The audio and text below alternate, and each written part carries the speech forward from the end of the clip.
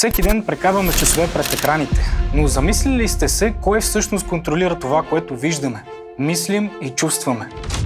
Когато завършвах училище, си мислех, че аз избирам съдържанието, което гледам, докато не осъзнах, че медиите и алгоритмите са тези, които задават дневния ми ред.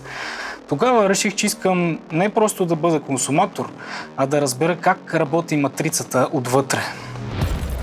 Точно това прави специалността медийна педагогика и художествена комуникация в Факултета по науки за образование и изкуствата към Софийския университет.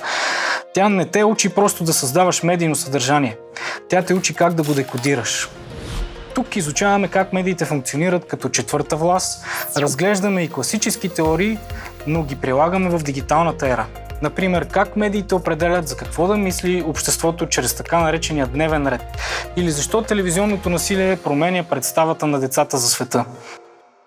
Но голямата суперсила на тази специалност е фокуса върху децата.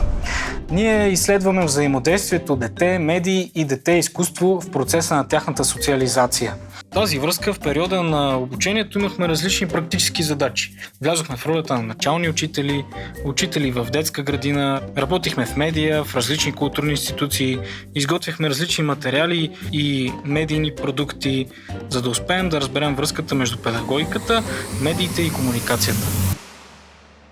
И това не е всичко. Програмата е изключително всеобхватна, от разбиване на културни стереотипи през методи за ранно чуждоезиково обучение, чак до изграждането на модерни PR стратегии в дигиталното общество.